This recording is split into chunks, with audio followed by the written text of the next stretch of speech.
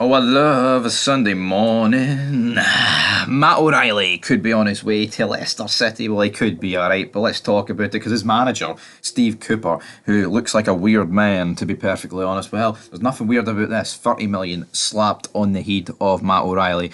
Leicester have joined the race. Not only did Leicester take Brendan Rodgers from Celtic, they could be about to take the big man, Matt O'Reilly. Now, they're not going to take Brendan Rodgers again. Imagine Brendan Rodgers left Celtic to go to these guys again. I don't know. That would be quite something, wouldn't it? But Steve Cooper looking to bolster his plans. Obviously, Leicester getting promoted to the Premiership alongside Ipswich and what was the other team? Southampton. Southampton got promoted. They beat Leeds, of course, in that thing. So yeah, not only, but see, I think this is almost like cheap news, to be perfectly honest, right?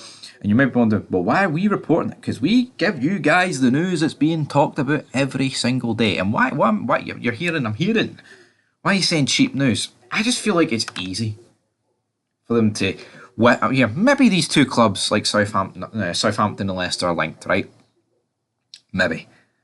But what I would say is, it's like, I think it's just low hanging fruit almost for these newspapers in Scotland to just be like, oh, these new Premier League clubs that have got the influx of money, they want to improve their squad, but they want to get the freebies up in Scotland. And who's the highest thought of freebie up in Scotland? Even though it's not a freebie, but you know what I mean, because the money up here, we don't get as much for our players. It's Matt O'Reilly. That'll create a story. Oh, we'll say Southampton this week, then we'll say Leicester that week.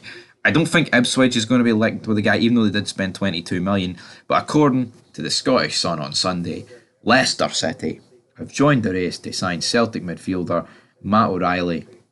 His new manager, Steve Cooper, needs a replacement for Kieran Dewsbury Hall after his 30 million move to Chelsea. So there you have it. A guy who I've never heard of, Kieran Dewsbury Hall. I mean, I'm sure somebody will enlighten me and say that this guy's a rock star and he bagged 40 goals last season. But on the half chance that can't happen, everybody, who is he? I mean, it's just another player going for big bucks in the English Premier League, which I think is just a bit of a mess in itself at the end of the day. But who do I think Matt O'Reilly would rather pick to join between Leicester and Southampton? I think it would be Leicester. I don't know. I think Leicester's just much more of an appealing club. Like this, they got relegated, and it was a shock. But I don't know. Like Southampton going down just isn't really, to be perfectly honest. So, what I would say, the gimmick is Leicester, former Premier League champions.